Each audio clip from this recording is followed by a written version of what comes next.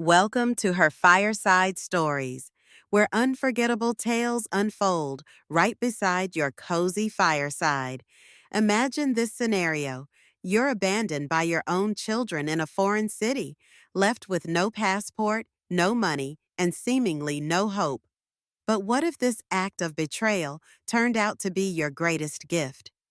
Today's story takes you through Adriana's journey, from devastating heartbreak in Lisbon to reclaiming her true self in ways she never dreamed possible. And trust me, the ending will surprise you, inspire you, and maybe even encourage you to rewrite your own story. Make sure you listen till the very end, because Adriana's most powerful move, a stunning decision involving her ex-husband and children, is something you won't want to miss. Don't forget to subscribe to our channel and turn on notifications so you never miss another amazing fireside tale. We'd also love to hear your thoughts. Comment below with your opinions and tell us where you're listening from. Now, grab your favorite beverage, settle in, and let's dive into today's empowering story. I never expected my own flesh and blood to strand me in a foreign city with no passport, no return ticket, and a shattered sense of self. But that's exactly what happened on a humid summer morning in Lisbon when I woke up to find my children, my precious Lorena and Tomas, gone. A scrawled note lay on the kitchen counter of our rented apartment, telling me, their mother, to figure it out for once. My passport had vanished, and so had the money I'd saved for emergencies. Their last words? Nobody can stand you anymore. We've gone home. Don't bother looking for your return ticket. It's not there. I stood there barefoot on the cool tiled floor, the distant hum of Lisbon traffic filtering through open windows. For a moment, I thought it might be some twisted joke, but panic took over as I tore through my purse and rummaged under couch cushions, certain I'd find a clue that made sense of it all. Instead, I found the harsh reality. My grown children had stolen my means to leave Portugal. They'd stranded me in a place I barely knew. My heart hammered like a drum as the full weight of their betrayal sank in. My name is Adriana Figueiredo. I'm 52 years old, newly divorced, and mother to two adults who just abandoned me in a foreign city. I used to be a translator years ago, but life and a flurry of responsibilities forced me into a quiet domestic corner. For more than 2 decades, I was Daniel's wife, Lorena and Tomas's mother, a role I accepted without question, until Daniel decided that a younger woman suited him better. That blow had left me hollow and resentful. I guess my kids got tired of dealing with the broken version of me. I clutched their note, my hands shaking. Their anger rang in my ears. You complain all the time. You're never happy. You ruin every special moment. Those words stung more than the betrayal itself, because deep down, I knew there was truth in them. The question was, could I still become the person I was before life broke me? Or was this new, bitter Adriana the only self I had left? How is everyone feeling so far? Comment 1 if you're intrigued, or 2 if you think the story could use more tension. I dragged myself to the small balcony off the living room, trying to steady my breathing. The Portuguese sun glowed against pastel-colored buildings, and I spotted a row of laundry swaying from a neighbor's window. Everything felt surreal, as if the city's soft beauty mocked my inner turmoil. My children had walked out on me. I pictured them at the airport, boarding a plane, satisfied they were teaching me a lesson. For hours, I just sat there in disbelief. Eventually, when I managed to pull myself together, I realized there was no point in chasing them down. Even if I wanted to, they were probably flying somewhere over the Atlantic by now. Through the haze of rage and sorrow, one thought kept recurring. They might have freed me. That notion felt shameful. What kind of mother sees abandonment as a release? Then again, if my own kids had reached the point of taking my passport and fleeing, we were way past normal family issues. Sometime around noon, I heard a knock on the door. I froze, half expecting it to be Lorena's timid apology or Thomas's gruff explanation. But when I swung the door open, I found a gray-haired woman named Rosa, holding a small bag of fresh pastries. She lived downstairs and had seen the rest of my family leave early. "You all right, dear?" she asked in kindly but heavily accented English. I nearly burst into tears at the simple question. I thanked her and accepted the pastries, trying not to crumble under her gentle gaze. Rosa, perhaps sensing more than I let on, gave my hand a squeeze. "If you need help, I'm in apartment 2D, she said. Help! The word tugged at something in my chest. I realized I did need help. Practical help, moral support, everything. But I wasn't ready to share the humiliating truth with a stranger. As she left, I stood in the hallway, pastries pressed against my chest, breathing in their warmth. Little did I know that in less than 24 hours, I'd begin a journey that would redefine my life, starting with the American Embassy and a chance meeting that would eventually lead me far beyond Lisbon's sunlit streets. Where are you reading from right now? Let me know in the comments. I'd love to hear about it. The next morning, I woke before dawn, still reeling from the shock. I paced the apartment's narrow corridors, restless and panicked. I'd spent the previous evening trying to call Tomas and Lorena, each ring echoing through the silent rooms like a taunt. They never picked up. I left voicemails that ran the gamut from sobbing pleas to furious rants. By midnight, I was empty, my tears dried up by anger and heartbreak. Sleep came in disjointed snatches until a sliver of sunrise glimmered against the wall. By 6 o'clock, I'd already looked up what to do if your passport is stolen abroad. My phone guided me. Contact your embassy immediately, file a police report, gather extra photos, be patient. It can take weeks. That last part felt like a slap in the face. Weeks in Lisbon, with no children, no spouse, no plan. But maybe that was the point. Maybe this was the blank slate I never thought I'd ask for. I took a brisk shower and sipped the coffee that Rosa had left me along with pastries. Her kindness was unexpected, but welcome. On a surge of determination, I dressed in a light linen dress, tied my dark hair into a loose bun, and forced myself out the door. Lisbon's morning streets were quieter than usual, the city just waking up. My legs trembled as I walked downhill to catch the tram toward the American Embassy. The embassy was a stark contrast to the old-world beauty around it, modern, bustling, layered in security. After 2 hours of lines, I finally reached a glass window where a serious-faced clerk listened to my story with professional neutrality. "Your children stole your passport?" she repeated, as though verifying I'd said something so absurd. My cheeks burned. "Yes, they're adults. I suppose they did it to teach me a lesson." To her credit, she just nodded and typed a note into her computer. She handed me a slip with a number. "You'll need to speak with Ms. Alicia Wilson in Citizen Services. Wait in that lounge." So I waited, the air conditioning chilling my arms, feeling more lost than I ever had in my life. Comment 1, if you'd ever consider traveling alone. Comment 2, if that idea scares you to death. I'm curious. Alicia Wilson turned out to be a poised woman in her mid-50s, with short salt and pepper hair and a crisp voice that had the warmth of someone used to comforting panicked travelers. She led me to a cramped office stacked with papers, old file boxes, and an incongruous potted plant struggling for life on a dusty windowsill. "How can I help, Adriana?" she asked, her American accent refined.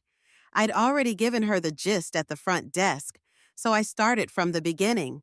Daniel leaving me, my slump into bitterness, the trip to Lisbon as a forced family vacation, and the children's final blow of stealing my passport and flight ticket. Alicia's expression shifted from mere politeness to genuine empathy. "They left you with no way to return home. That's harsh, even if you'd been arguing." My throat tightened as I shrugged. "Maybe I deserved it," I whispered, though the words felt poisonous. I was miserable and I guess they'd had enough. But now I'm stuck and need a new passport. It's not just about the passport, is it? Alicia observed quietly. She pulled up a digital form and asked me to verify details: place of birth, date, prior passports, marital status. With every question, I felt my shame deepen. Did I really think my kids were that fed up? That my complaining had reached a point where they'd do something so drastic? Alicia completed the official steps and told me it would take up to 2 weeks, maybe longer, to get an emergency passport. My stomach twisted at the thought of lingering aimlessly, but it was my only option. Then she added something unexpected. I have a friend who runs a vineyard in Spain. They cater to international tourists and always need someone who speaks English to help in the tasting room. It's near the border. Interested? The offer felt like a lifeline dropped into churning waters. But I don't know anything about wine, I confessed. Alicia waved a dismissive hand. They'll teach you. You said you speak Portuguese, Spanish, and English. You're qualified. I eyed her, uncertain. What do I have to lose? She pointed out. A small flicker of hope lit up my chest. Maybe I could do this. Maybe I could try living, instead of just surviving. How's the pace so far? Give me a quick thumbs up if you're enjoying it, or thumbs down if you're losing interest. That evening, I returned to the lonely apartment, stepping over the suitcase I'd left half unpacked in the living room. Rosa poked her head in as I fumbled with my keys. You eat dinner yet? She asked, still in that gentle tone. Honestly, the day's emotional roller coaster had killed my appetite, but something in her warmth made me accept her invitation. Inside Rosa's apartment, the smell of sautéed garlic and onions enveloped me. She placed a simple dish of roasted peppers and codfish in front of me, a Portuguese staple that tasted far better than anything I'd managed to cook for myself lately. Over dinner, I found myself confessing the unvarnished truth: how my kids had left, how I felt unmoored, how I was half tempted to vanish into Lisbon's labyrinthine alleys just to see if anyone bothered searching. Rosa listened without judgment, occasionally offering a soft, "I'm so sorry," or "That must have hurt." By the time I finished my story, I realized tears had dampened my cheeks. She gave my hand a light squeeze. "If your children left you here, perhaps it's for a reason," she said. The words reminded me of Alicia's offer. I told Rosa about the vineyard on the Spanish border. "So maybe you go," she suggested simply. "Maybe you see what life offers outside your comfort." Her matter-of-fact approach felt oddly reassuring. After dinner, she wrapped the leftover cod in foil and insisted I take it back upstairs. I thanked her profusely, feeling a wave of gratitude for a near stranger's kindness. That night, I booked a train ticket to the nearest town in Spain that Alicia had mentioned, and I sent a text to a woman named Beatrice, apparently Alicia's friend, the vineyard owner. "I'm Adriana. I might be able to help in your tasting room. I'm stuck in Iberia for a while." I half expected no reply. But minutes later, my phone buzzed. A short, enthusiastic message blinked on the screen. "Hola, Adriana. Any friend of Alicia's is welcome here. We have a spare room and lots of work. Come as soon as you like." I stared at the text, heart pounding. Was this the path I needed to start healing? If you were in my position, would you head straight for the vineyard or look for another option? Let me know in the comments. The next morning, I gathered my few belongings, mostly worn clothes, a couple of paperback novels, and the leftover cod from Rosa, and left the Lisbon apartment for good. My fingers trembled as I handed the key to the building manager. Would my children ever come back to that place, expecting me to be there? Would they even care? I arrived at the train station an hour before departure, battered suitcase in tow. The station's echoes felt both daunting and liberating. Every step away from Lisbon was a step away from the mother, the ex-wife, the bitter woman I'd been. An odd sense of excitement brewed in my chest, an inkling of possibility that had been missing for years.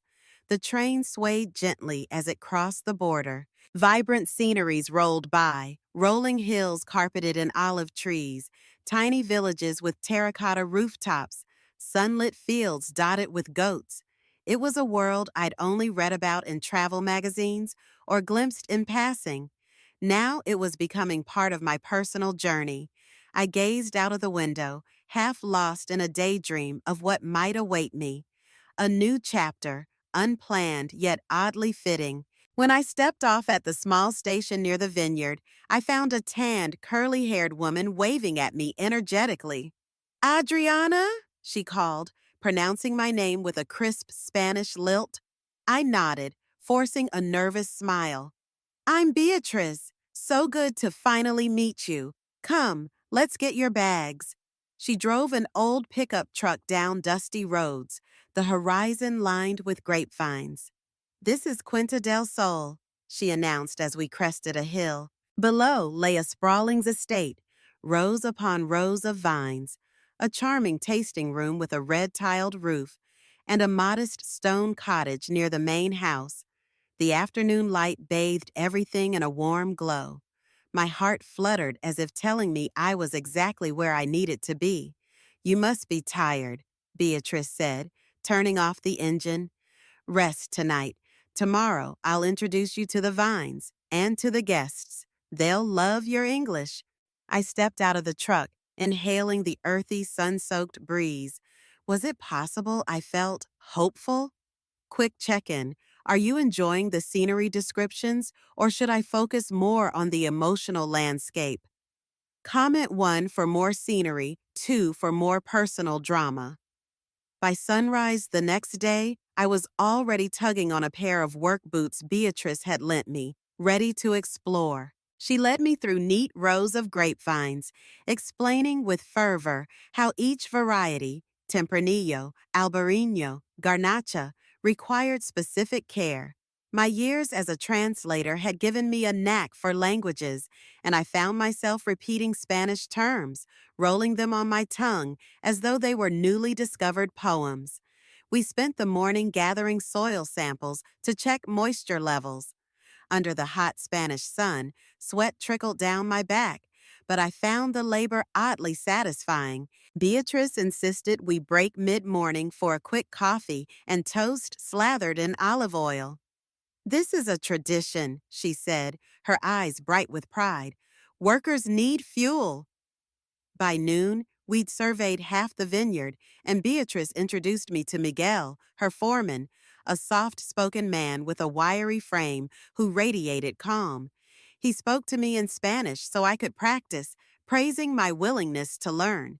We get travelers here all the time, but few actually stay to understand the land, he said. His words resonated with me. Maybe I wasn't just traveling. Maybe I was planting roots in a place I never expected. That afternoon, I observed my first official wine tasting session. A rowdy group of British tourists arrived, wide-eyed and eager. Beatrice guided them through the tasting, describing the region's history, the fermentation process, and flavor profiles. I found myself fascinated by how different each wine tasted when I slowed down and really paid attention, like noticing the hidden facets of my own soul if I dared to look close enough. After the session, Beatrice turned to me. "You'll run the next one in English, see?" My stomach flipped. I hadn't done any public speaking since my children's school events, and even then, I'd been petrified. But there was no time to fret. Another group was already pulling into the gravel driveway, cameras flashing at the vineyard's scenic panorama. I inhaled, hands clammy, as I stepped forward to greet them. "Welcome to Quinta del Sol," I said in English. My voice wobbled at first, but then the words flowed. Maybe I was finding a new side of myself, just as the vines quietly revealed their grapes. If you've ever discovered a hidden talent in a tough situation, drop a heart emoji in the comments. A days turned into a week, then nearly 2. Each morning I woke to roosters crowing in the distance, stepping onto the cottage's small porch to watch dawn break over the vines. I felt my spirit lighten in these sunlit fields, far from the gloom of my old life. Gone were the sleepless nights replaying Daniel's betrayal or the kids' frustration. Instead, I was grounded by physical tasks and the camaraderie of Beatrice's small team. Beatrice often said that wine tells the story of the land, what it's been through, how it was nurtured, and how it reacts to the elements. A vine doesn't lie, Adriana. It shows every storm, every drought, every ray of sunshine. I couldn't help but draw parallels to my own journey.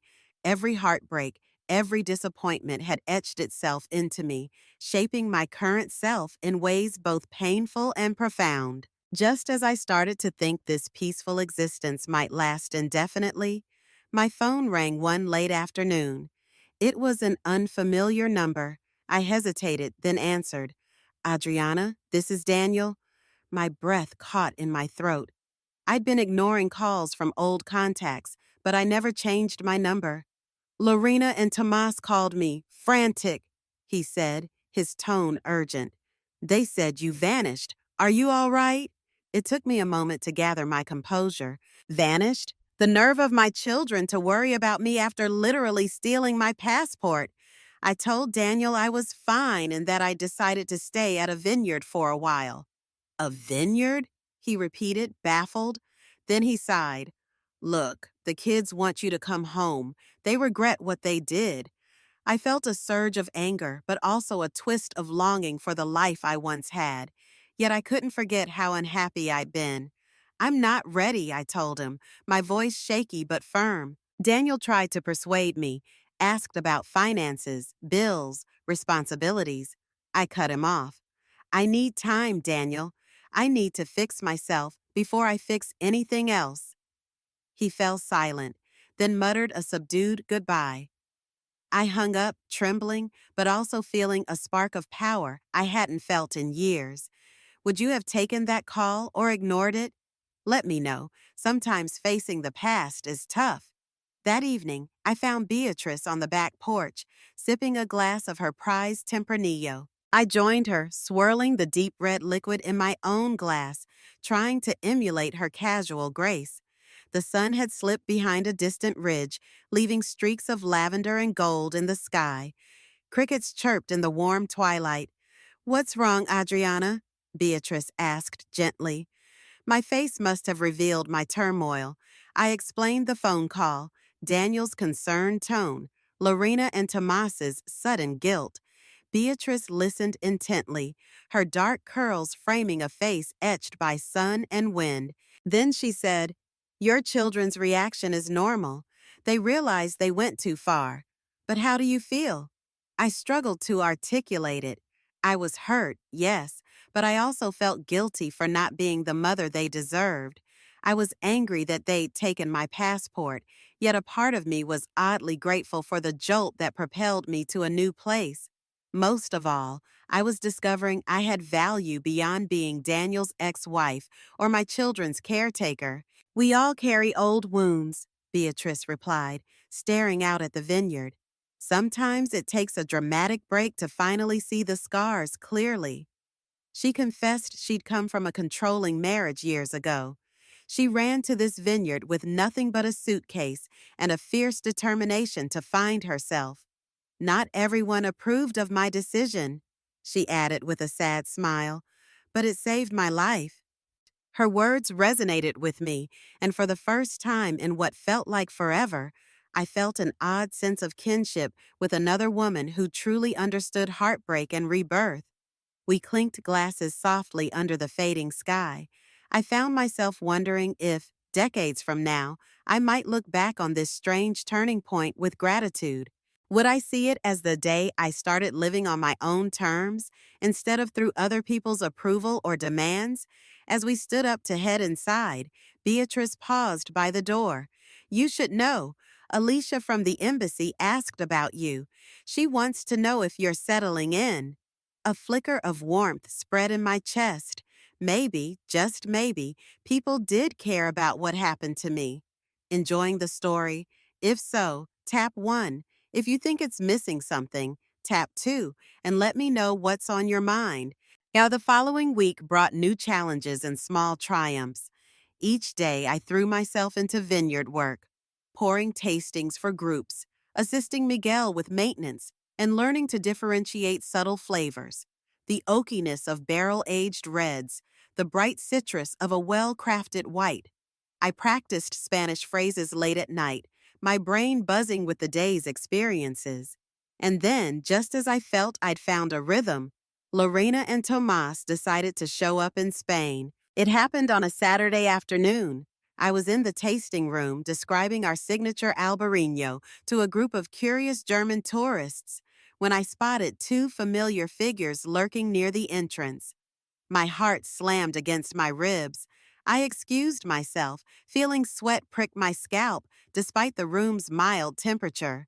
Lorena wore a tired expression that aged her beyond her 23 years, while Tomas looked tense, constantly shifting his weight from one foot to the other. The last time I'd seen them, they were storming out of a Lisbon apartment with my passport in their bag. Their presence here felt unreal, like I'd conjured them in a nightmare. "Mom," Lorena began, voice trembling. Tomas stepped in, eyes pleading. "We've been looking all over for you. Dad told us you were at a vineyard, but we couldn't get the exact location until Alicia from the embassy hinted where to find you. We just want to talk." A wave of emotions hit me: anger, relief, sadness, betrayal, each colliding in my chest. I glanced around the tasting room where the German tourists were cheerfully sipping their wines. Beatrice, noticing the tension, gave me a slight nod of encouragement and took over my role with the visitors. I beckoned my children to step outside. In the courtyard, sunlight reflected off the gravel, stinging my eyes. Lorena and Tomas both started talking at once, apologies tumbling out in disjointed fragments. They'd realized they overreacted in Lisbon. They couldn't believe they actually stole my passport, their own mother's passport. They'd been furious, fed up, but also frightened by my depression since the divorce. Now they saw the fallout was far worse than they'd imagined. Ever had to face someone who hurt you deeply? Drop a yes if you've been there, a no if you haven't had that experience. "Yeel, why now?" I asked quietly, cutting through their barrage of apologies. "What changed since you left me stranded in Portugal?" Toms looked stricken. "We've never seen you so upset, so angry as you were in Lisbon. We thought if we pushed you to come home on your own, you'd, I don't know, snap out of it." "Snap out of it?" I repeated, disbelief coating my voice. Lorena's eyes shimmered with tears. "We weren't thinking clearly, Mom. We just knew we were drowning in your sadness, your bitterness, and that it was swallowing us whole. We made a horrible mistake." I rubbed my temples, flashes of memory surging. Nights spent crying after Daniel left, snapping at my children for small mistakes, criticizing everything on the Lisbon trip. I'd been so lost in my own pain that I failed to see how deeply it affected them. But that didn't excuse what they'd done. "You humiliated me," I said, "and you could have put me in real danger." Tomas swallowed hard, nodding. "We know. We tried calling you afterward, but you blocked us. Then Dad stepped in, and we all freaked out because we didn't know where you were.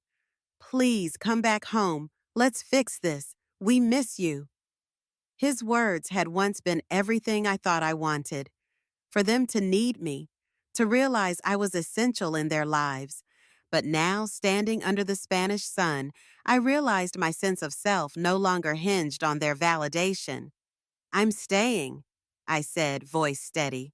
"At least until I figure out what I want. I've started a new chapter here." They exchanged confused glances. Lorena sniffled, wiping her cheeks.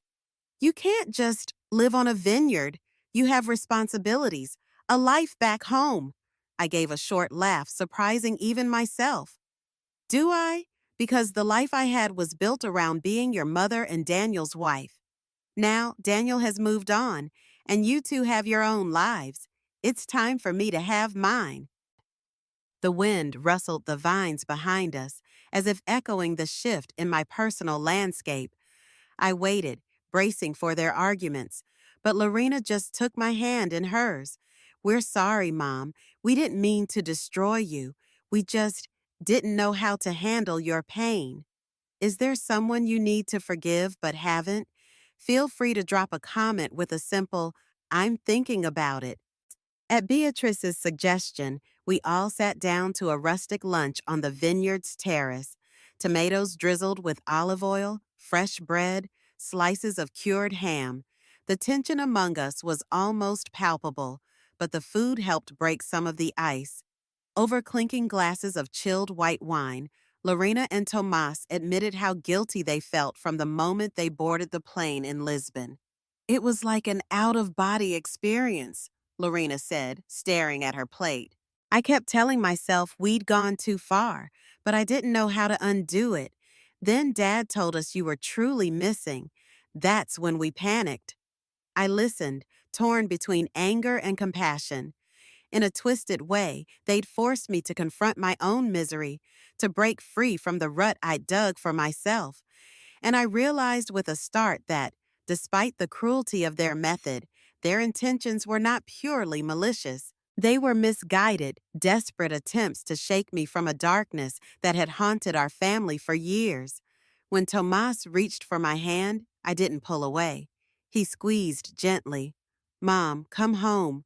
We'll go back to normal. That phrase triggered something within me. Back to normal. I couldn't return to normal because normal had included a suffocating sadness, a subdued version of me who rarely believed in her own strength. I can't, I whispered, exhaling slowly.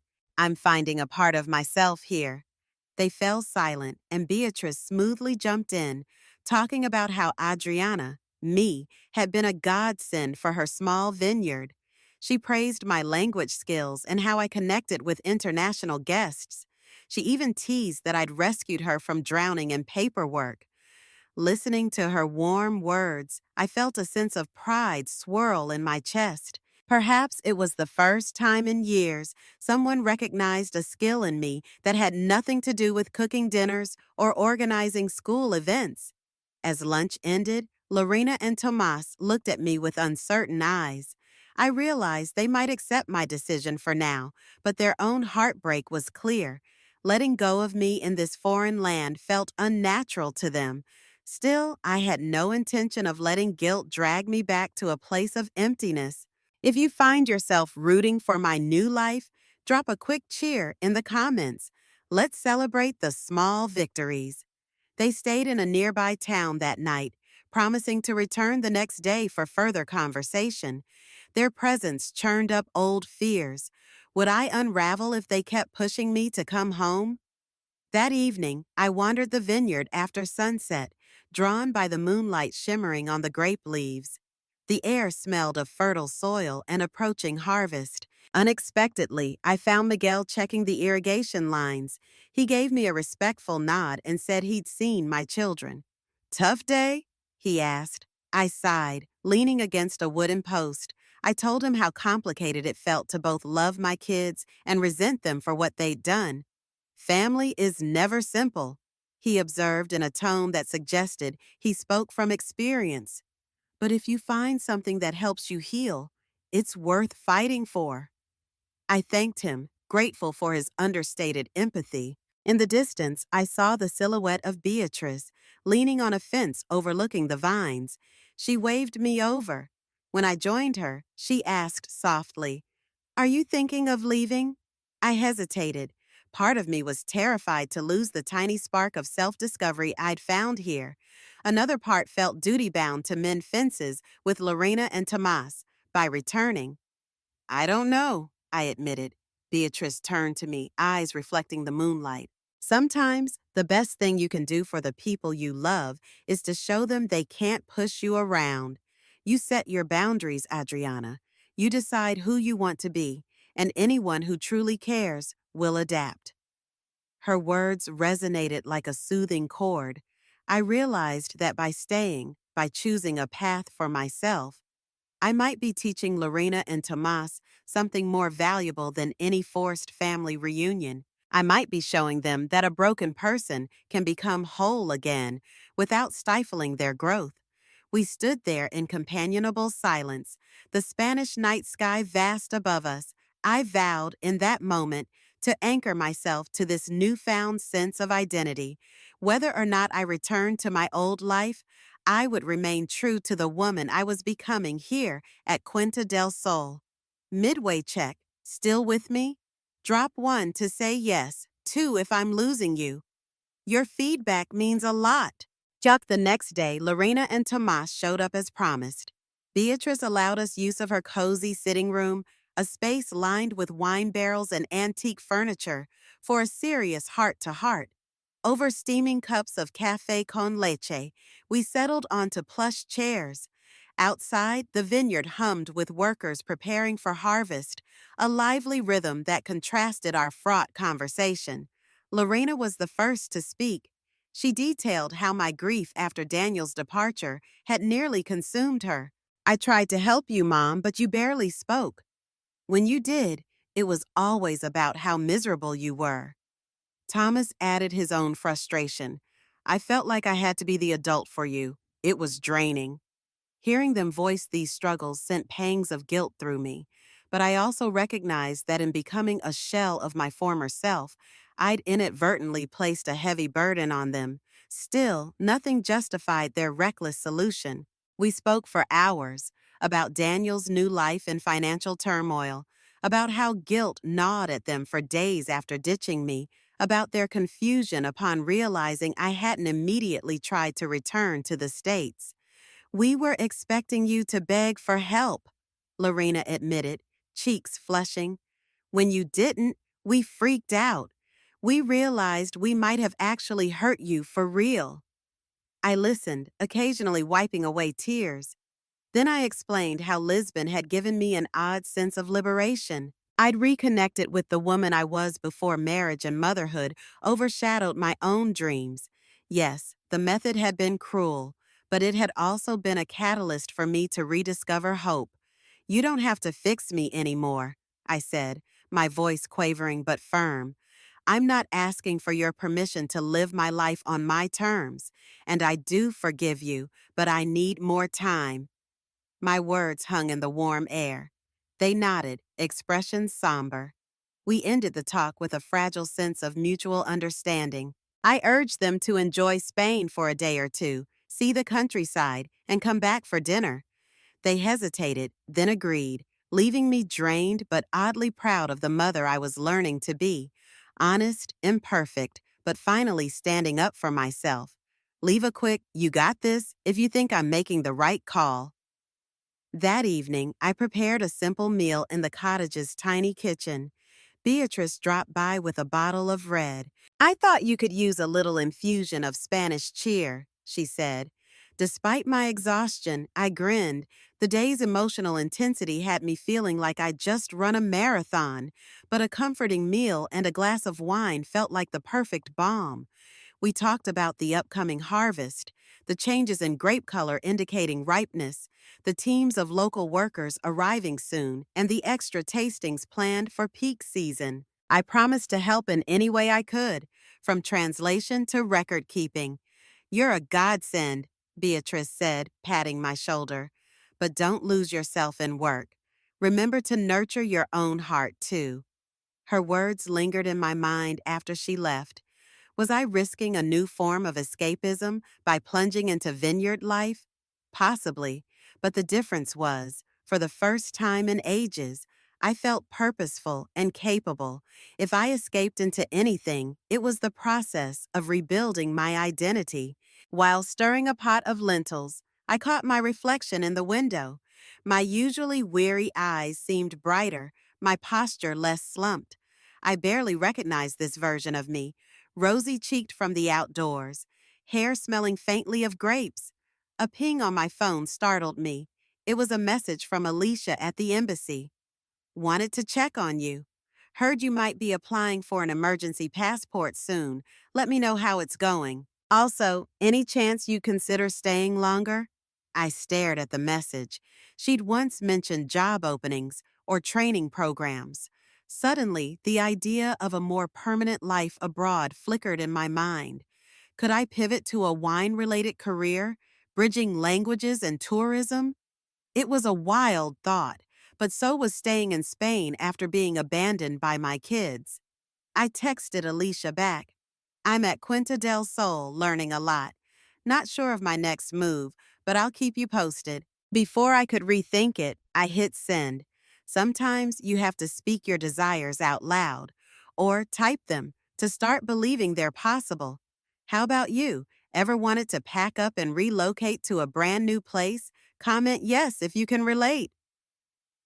Harvest season arrived in a rush of energy. Trucks rumbled up dirt roads. Men and women in wide-brimmed hats fanned out among the vines, and the sweet scent of ripe grapes filled the air. From dawn until dusk, laughter and chatter wove through the rows. I joined in wherever I could, sometimes hauling crates of grapes, sometimes translating instructions for visiting volunteers who spoke English, French, or Portuguese. Beatrice's eyes shone with pride each time a new batch of grapes arrived. We must handle them gently, she told me. The skins are fragile and any bruise can alter the flavor. I applied her lesson to my personal life too. People, like grapes, could be delicate. Harsh handling leaves lasting marks. On one particularly hot afternoon, I found myself stationed at a makeshift table under an olive tree, offering cool water and shade to the workers. Lorena and Tomas popped by, as promised, to observe the harvest. They still stayed in a hostel in town, but visited frequently, seeking my company in small, cautious increments. It felt surreal, having them as visitors in my new world, rather than part of my old one. They seemed more respectful of my boundaries, and for the first time, I sensed they were proud of me. Proud that I was forging a path outside the narrow expectations of mom who's always sad. Tomas even commented on how healthy I looked, a statement that made me glow a little. After the long workday, I invited them to the courtyard for a communal dinner. Giant pans of paella simmered over open flames, the mingled aroma of saffron, seafood, and roasted peppers making my mouth water. Over plates heaped with fragrant rice, I saw them marvel at the lively scene, spontaneous Spanish guitar music, workers toasting the fruits of their labor, children darting between tables in gleeful play. It was a far cry from the tense silences we'd endured in Boston after Daniel's departure. This place suits you, Lorena said quietly, sipping a glass of Albarino. It's like you found your color again. I smiled, heart warm, brimming with gratitude. Perhaps the harsh words and betrayals had led us here, to an unexpected family reunion under Spanish skies. Let's do a quick engagement check. Are you more into the family drama or the cultural immersion? Comment drama or culture to let me know. Between picking grapes, greeting tourists, and hosting tastings, I learned more about the winemaking process than I ever thought possible. Beatrice would let me taste the freshly pressed juice, tart, sweet, and bursting with potential. Miguel showed me how to check sugar levels, and I watched in awe as the grapes began their metamorphosis into wine. One afternoon, as I tallied up receipts in the small office, my phone buzzed relentlessly. I recognized Daniel's number. With a sigh, I answered, "Adriana, listen, I'm in trouble," he blurted out. He told me about losing a key contract at his architecture firm, about the expensive mortgage on a new condo, about how Amber, the younger assistant he'd left me for, had walked out months ago. My heart clenched with empathy, but I also remembered the coldness he'd shown me when he left. "I know I messed up," he murmured, unprompted. "I've hurt you, but the kids are worried about me, and I'm not sure what to do." He sounded hollow, like a man stripped of his bravado. Once upon a time, I might have jumped to rescue him, to be the supportive wife, but that era was gone. "I'm sorry you're going through this," I managed softly, "but I can't fix it for you, Daniel." The silence crackled for a moment. "So you're really staying in Spain?" he said, voice tinged with regret. I swallowed, nodding even though he couldn't see me. "I need to be here right now, maybe longer," he exhaled. "For what it's worth, I am sorry for everything." Then he hung up, leaving me staring at the phone. I wasn't sure if I felt closure or a fresh surge of pain. Perhaps both. That evening, I told Lorena and Tomas about the call. They looked uneasy, torn between loyalty to their father and guilt over what they'd done to me. Dad's hitting rock bottom, Lorena admitted. He asked if we could help financially, but we're not exactly rolling in money ourselves. I let out a long breath. Your father has to find his own way. You can support him emotionally, but don't sink yourselves to bail him out. Maybe that was the biggest lesson we were all learning, that love doesn't mean sacrificing your entire self to rescue another. If you agree that healthy boundaries are necessary, drop a "boundaries are love" in the comments. Time passed in a blur of vineyard chores and swirling emotions. By the end of the harvest season, Quinta del Sol was a hive of activity, with pallets of grapes ready for pressing and large steel tanks waiting to ferment the season's bounty. My body ached from the manual labor, but my mind felt sharper, more alive than ever.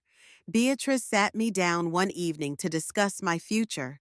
"The harvest is over soon," she reminded me, swirling a glass of dark red wine. "You mentioned you might have to go back once your passport comes through, but if you want to stay, I could use your help full time." My heart pounded. The embassy had finally processed my emergency passport, so travel was now possible. I'd been bracing for that moment, unsure how to proceed. The idea of returning to the States filled me with both relief and dread. Yet staying in Spain felt thrilling and terrifying. Could I really cut ties with my old life? I'd been sleeping on an idea for a while, bridging my language skills and newfound passion for wine into something bigger. Alicia had mentioned opportunities at international distributors or tourism companies. Beatrice's own distribution was relatively small, but with the right marketing, it could expand. "What if I help you grow the brand internationally?" I suggested, the idea tumbling out spontaneously. "I can translate, handle outreach, maybe even bring in more visitors." Her eyes lit up. "I love it, but are you sure you're ready for that kind of commitment?" I paused. "I think so. This vineyard feels like home in ways I never imagined." Later that night, Lorena and Tomas joined me for dinner in the main house. When I told them about my potential plan to stay longer, they exchanged uneasy glances. "Dad's finances are in bad shape," Tomas noted. "But I understand if you feel this is right for you." Lorena nodded, reaching across the table to squeeze my hand. "We're adults, Mom. We'll figure things out. Live your life." I fought back tears of gratitude. The child who once judged me for being a burden now encouraged me to fly free. Life, it seemed, had a sense of poetry after all. "Where's everyone watching from? Show some love for your hometown in the comments." And the day after the harvest officially ended, a huge celebration erupted on the estate. Beatrice invited neighbors, local business owners, and even Alicia from the embassy, who drove several hours to see what I'd been up to.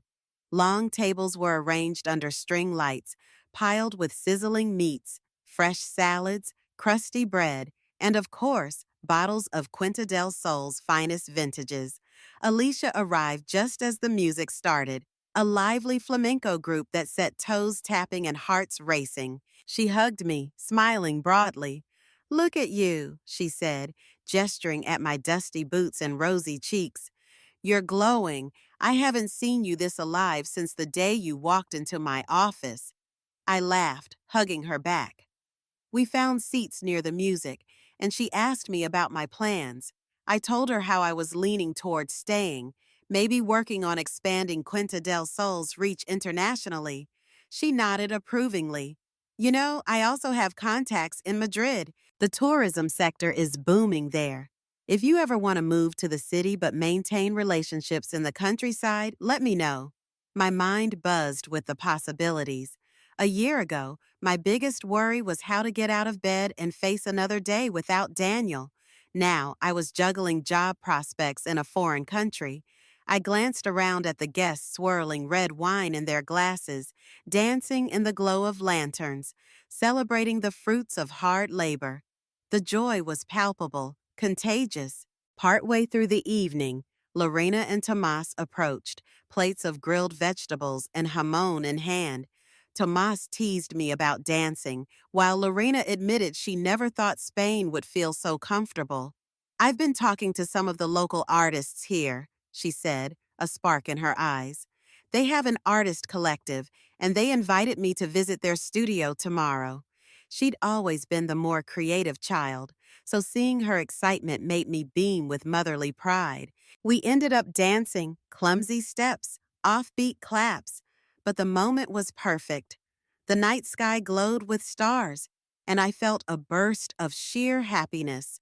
Who would have thought heartbreak and betrayal in Lisbon could lead to such a moment of renewal? Comment Fiesta if this celebration scene makes you want to dance too. In the calm after the festivities, I found myself standing on the porch next to Alicia, listening to distant laughter fade into the warm night. She gestured toward a cluster of grapes that remained in a basket, overlooked amid the celebration. "That's you, Adriana," she said with a small grin. "The grape nobody expected, the one left behind, but still ripe with potential." Her observation struck me as almost poetic. We talked about how life sometimes hands us tragedy as a backhanded gift, forcing us to grow in ways we never thought possible. I thought back to the day I stood alone in that Lisbon apartment, rereading my children's harsh note. At that time, it felt like the end of my world. Now I realized it was the beginning of a new one. Alicia asked if I'd reached any conclusion about staying in Spain. "I'm not sure if it'll be permanent," I told her, "but right now, it feels right. There's so much I can do here." And I hesitated, feeling both excitement and trepidation flood my chest. "I like who I'm becoming." She nodded, giving me that kind, no-nonsense smile. "Just remember, the people who truly love you will adjust to your growth. Those who can't, well, maybe they don't deserve front row seats in your life anymore." I found Lorena and Tomas finishing up the last bites of dessert, a rustic almond cake that melted in my mouth when I tried it. They looked content, though I sensed a hint of sadness at the possibility that I might not return to Boston with them. Gently, I explained that if I decided to stay in Spain, I would still visit.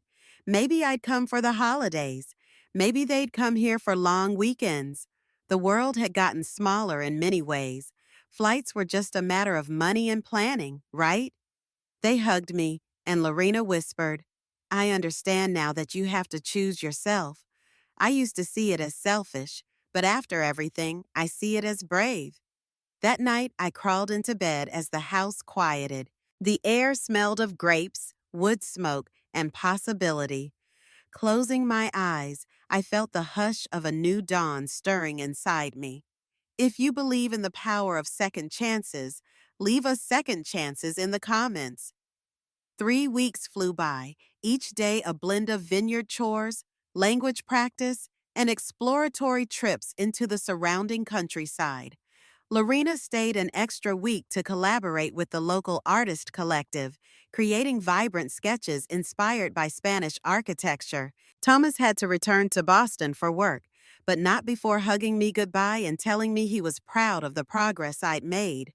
When Lorena left, she handed me a small watercolor she painted, a cluster of grapes against a backdrop of swirling reds and oranges, capturing the essence of Quinta del Sol. "It's you, Mom," she teased, echoing Alicia's metaphor. I laughed, hugging her tight. As my children scattered back to their own lives, I experienced a strange quietness. I missed them, but not in the suffocating way I used to. I missed them with a healthy acceptance that we each had our own paths. Meanwhile, I continued brainstorming ways to help Beatrice expand her wine business. We emailed potential distributors. I researched tourism grants in Spain, and soon enough, We had a feasible plan to grow Quinta del Sol's brand presence online. One late afternoon, while drafting marketing copy in the rustic office, Beatrice called me outside. Adriana, come see. She beckoned, grinning. She pointed to the vineyard rows, where new shoots were already promising the next season's yield. It struck me how cyclical everything was. The vines had just been harvested, yet they were already preparing for the next phase of growth. The parallel to my own life felt almost too perfect. I'd been stripped bare in Lisbon, forced to confront my emotional baggage, and now, like these vines, I was gearing up for a fresh chapter. I had no illusions that every day would be sunshine and celebration. Challenges lay ahead, but I also sensed that if I maintained the resilience I was cultivating, I could handle the storms when they came. That evening, I finally wrote Daniel an email. I wished him well, apologized for any resentment I'd harbored, and explained in no uncertain terms that I was not returning to our old life. I let him know this was not a punishment, but a necessary step for my own well-being. Then, with a deep exhale, I hit send. Still with me? Give me a quick okay in the comments if you're following along. Months rolled on, and the vineyard shifted into its slower winter pace. Mornings were chilly, the vines resting, waiting for spring's warmth. My tasks included pruning, updating tourist materials, and helping Beatrice prepare for a big wine expo in Madrid, a chance for Quinta del Sol to shine among major players in the Spanish wine industry. Alicia, ever supportive, connected me with people at the expo who specialized in global trade. I threw myself into learning about distribution channels, bottling standards, and brand promotion. I felt like a student again, energized, curious, and open to all possibilities. Beatrice and I even took a short trip to Madrid, meeting a few of her old contacts in the city's bustling restaurant scene. Meanwhile, my relationship with Lorena and Tomas had found a new equilibrium. We spoke weekly via video calls. Lorena told me about her art exhibits. Tomas recounted the fiasco at his office's holiday party. They asked about vineyard life, never once suggesting I should abandon my new path. It felt like we were forging a healthier parent-child dynamic, one built on mutual respect rather than unspoken obligations. One afternoon, as I paced the tasting room, I received an unexpected call from Daniel. He sounded subdued but sincere, thanking me for my email and updating me on his progress. He'd sold the big house, downsized to a modest apartment, and was gradually stabilizing his firm. I'm learning how to manage on my own, he admitted.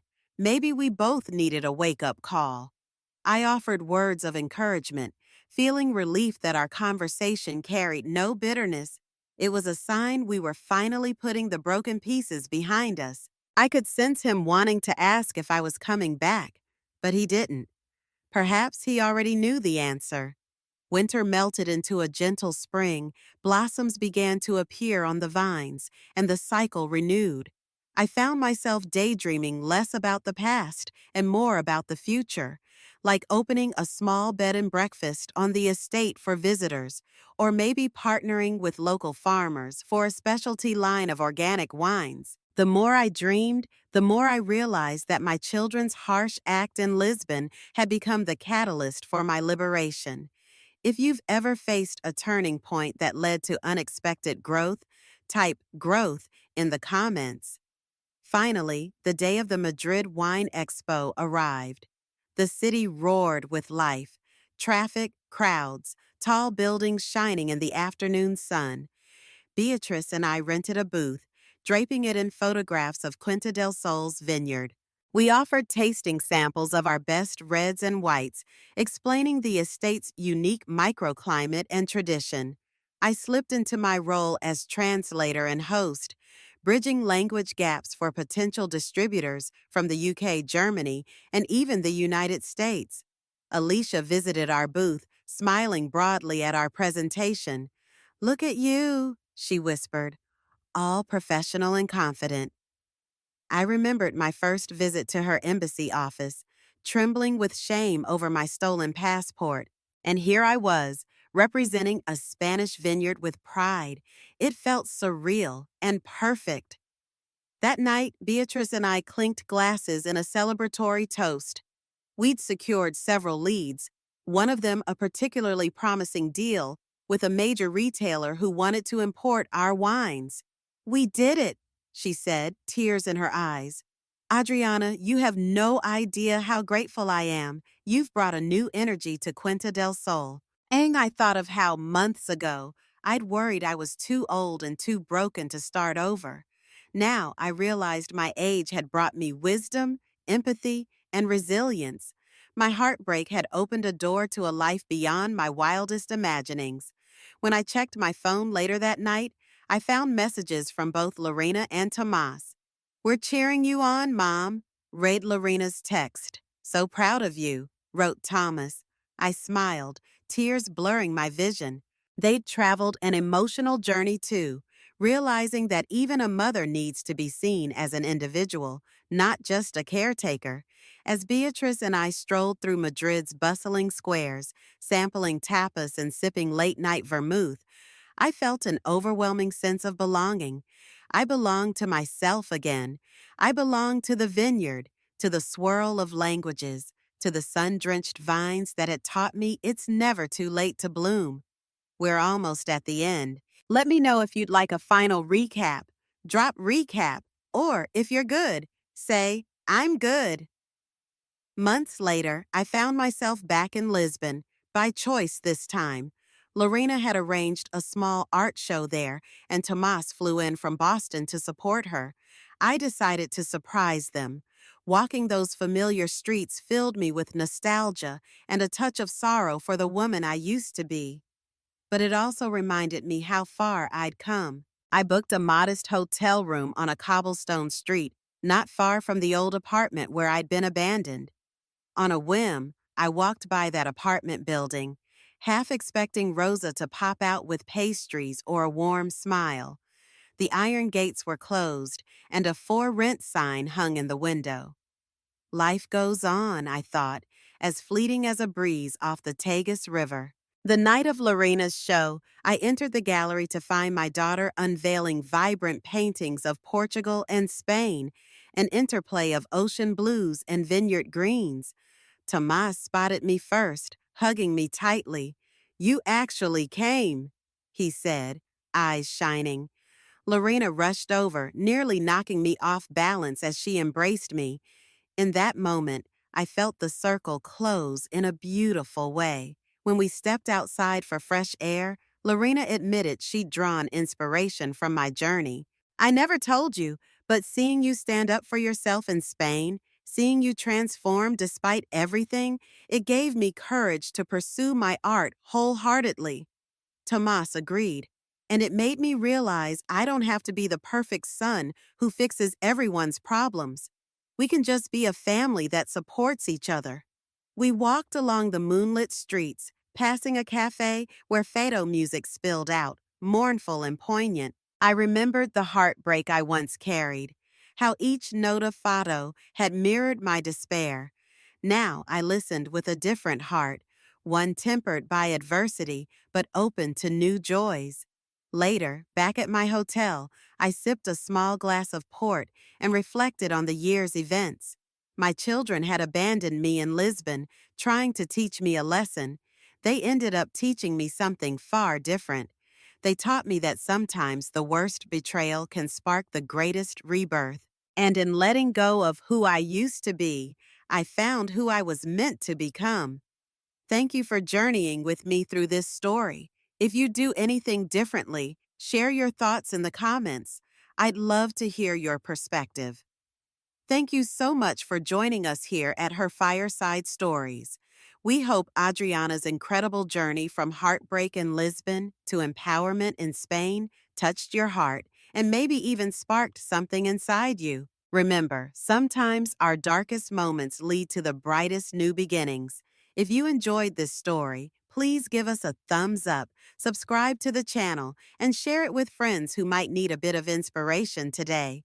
We genuinely love hearing from you, so don't forget to comment your thoughts below. Did Adriana make the right choices? How would you have reacted in her shoes? And of course, please let us know from where you're tuning in. It always warms our hearts to see our global community come together around our cozy fireside. Stay warm, stay inspired, and we'll see you soon with another captivating story right here at Her Fireside Stories. Until then, take care.